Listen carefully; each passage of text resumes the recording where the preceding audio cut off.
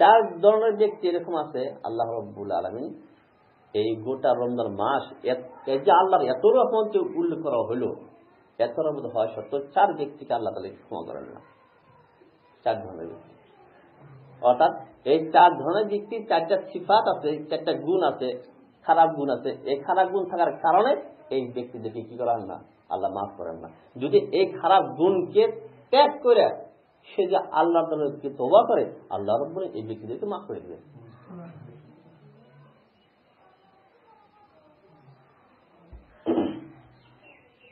এক নম্বর ব্যক্তি যারা নাকি নিশা পান করে, যারা মদ ব্যবহার করে, নিশা জাতীয় বস্তু যারা ব্যবহার করে, আল্লাহ রাব্বুল পুরা রমজান মাস শবে কদর এই রাত্রিকে আল্লাহ তাআলা মাফ করেন। এই জন্য এর অর্থ এটা না যে কি আছে আমি আমার নিশা করার অভ্যাসে তাহলে তো কি আছে আমাকে আল্লাহ মাফ করবেন না। এর অর্থ হয়েছে আমরা রমজান নামাজের আগে আমরা ওযু করি, রমজান মাস আস্তে আস্তে আমরা রমজান মাসের জন্য কি ওযু করি আমরা, অর্থাৎ সকল গুনাহমুক্ত আমাকে হয়। তাই বিশেষ যে আমাদের মধ্যে কি নিশা পান করার যে কারো অভ্যাস থাকে আমরা কি নিশাকে ত্যাগ করি। দুই নম্বর ব্যক্তি যিনি পিতা মাতার নাফরমান করে, যিনি পিতা মাতার কি কথা মানে না, এই ব্যক্তিকে আল্লাহ তাআলা মাফ করেন না।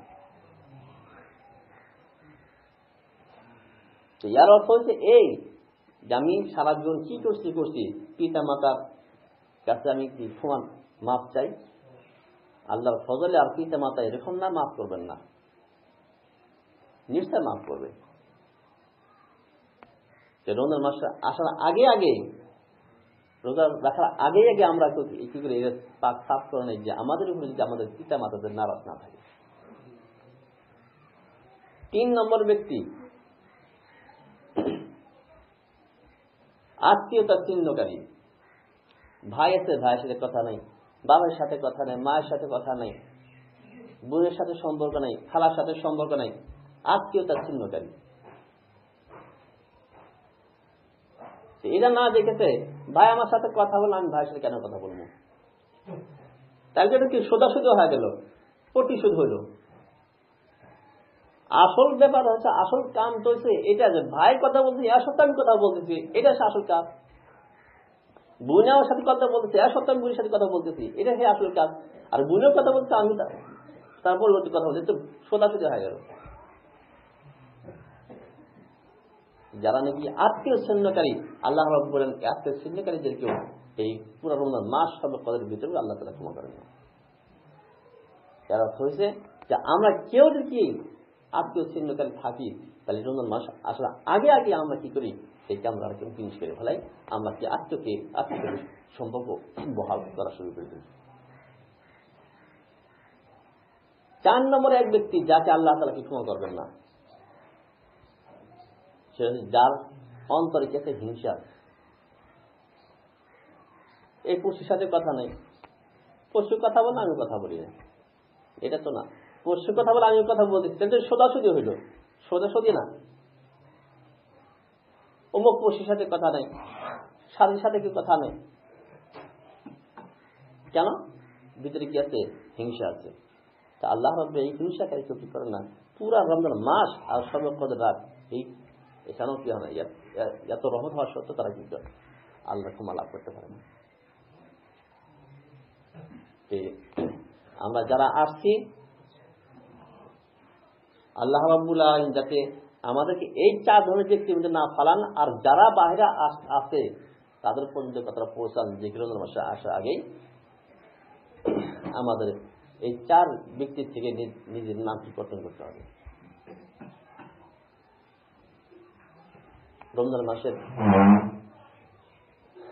আমাদের আকাবির রাহিমাহুল্লাহ ওলামা যেমন কি করতেন,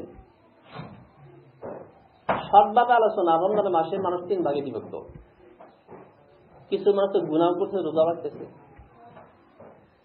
কিছু মানুষ আছে গুনাহ করে না, দূরে আছে আর কি। আরেক শ্রেণীর মানুষ এনি টাইম আল্লাহ তাআলার দিকে গিয়েছে, 1 সেকেন্ডের জন্য আল্লাহকে স্মরণ হারা হন না।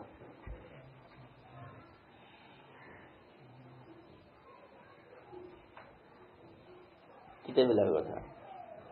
এক সেকেন্ডের জন্য আল্লাহকে স্মরণ হারা হবেন না, এক সেকেন্ডের জন্য আল্লাহকে স্মরণ হারা হন না।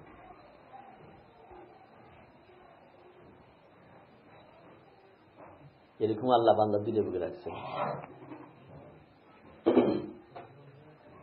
এটা কিভাবে বিশ্বাস হয়? স্বয়ং হযরত কাসিম নানভী রাহমাতুল্লাহি আলাইহি, ওনার লম্বা দিয়ে যায় না, উনি এক ঘটনা উল্লেখ করেন যে আমি 55 দিন পর্যন্ত আমি অনাহার থাকবো, আমার কোনো কিছু হবো না। কাসিম নানভী আপনার 1200 হিজরি বা 1200 হিজরি আশপাশের মানুষ কি 1200 হিজরি বিশেষ 12 হিজরি মানুষ 11 পরে 1200 লাস্ট 13 এই দিকে মানুষ আর কি, আপনার বেশি বয়স হয়নি, বিশকাল হয়নি। মোটামুটি আমাদের উপরে আমাদের হুজুর শেখুল ইসলাম রহমাতুল্লাহ আসাদ বাদরি সাহেব, এনারা আব্বা ছিলেন হযরত শেখুল ইসলাম রহমাতুল্লাহ আলাইহি উস্তাদ, আর শেখুল ইসলাম উস্তাদ ছিলেন শেখুল হিন্দ রহমাতুল্লাহ আলাইহি, আর শেখুল হিন্দ রহমাতুল্লাহ উস্তাদ ছিলেন কাসিম নানভী রহমাতুল্লাহ আলাইহি। এই তিন চারটা সিঁড়ি আর কি। 55 দিন না খায়া থাকবেন, ওনার কি কোনো আসে যায় না।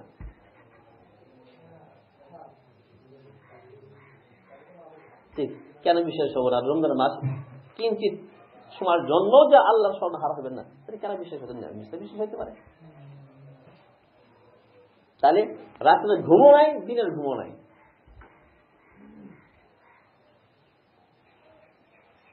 হযরত কাসিম নানভী রাহমাতুল্লাহ যিনি পীর ছিলেন মুহাদ্দিস মক্কি রাহমাতুল্লাহ আলাইহি, ওনার কথা উল্লেখ করছেন যে রমজান মাসের বাহিরে যেগুলা রাত আর কি, এগুলা রাত্রেও বেশি অংশ রাত এরকম হইতো যে ঘুম পারতেন না। আজকে রাতে পুরো রাত ঘুমই নেই। হয়তো কোন রাত কি করতে একটু ঘুম পারতেন, সাথে কি করতে ইবাদত করতেন। অধিকাংশ রাত এরকম কাটাতে ওই রাতে ঘুম নাই। এর যৌবনকালের টাইম উনি বলছেন, আলমে শাবাব উর্দু ভাষার শব্দ আসছে, যখন যৌবনকাল আসছে ওই টাইমে বেশি অংশ রাত কাটাইছেন, ওই রাতে কিঞ্চিত পরিমাণ ঘুম নাই। আর কোন কোন রাতে একটু ঘুম পাচ্ছেন, আল্লাহ ইবাদত করছেন। আর রমজান মাস এক কিঞ্চিত পরিমাণের জন্য কিন্তু ঘুম পাচ্ছেন না।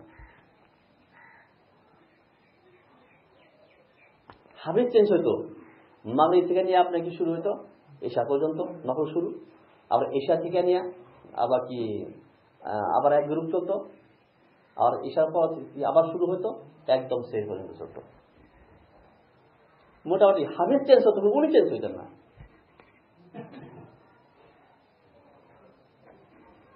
মুহাদ্দিস মক্কি কাসিম নানভী রাহমাতুল্লাহ আলাইহি, উনি ওনার পীর ছিলেন হাজী ইমদাদুল মুহাদ্দিস মক্কি রাহমাতুল্লাহ, ওনার কি পরিস্থিতি, রমজান মাসে রাত্রে ঘুম নাই। কাসিম নানভী রাহমাতুল্লাহ আলাইহি উনি কি করতেন, এক রাকাতে 27 পারা কি শেষ করতেন, এক রাকাতে। আমরা তো রমজান মাসে তারাই পড়া লাগবে না, আমরা তো আকাবেরে কেমন করতেন, এক রাকাতে 27 পারা। এর তো দেখা 2 রাকাত পরে শেষ করতেন, 2 রাকাত তো না, একদম কি 12 রাকাত তাহাজ্জুদ পড়তেন। আর এক রাকাতে কত পড়তেন আপনাকে? 27 পারা পড়তেন। আমাদের আকাবির মহাপুরুষ যারা ছিল, মহাপুরুষের এই ইতিহাস। কোরআন শরীফ আর রমজান বিশেষ সম্পর্ক আছে, দুইয়ের সাথে বিশেষ সম্পর্ক আছে। এই মাসে কোরআন শরীফ নাযিল হয়েছে, আর আকাবির রাহিমাহুল্লাহ এই রমজান মাসের সাথে কোরআন শরীফের সাথে বিশেষ সম্পর্ক আছে।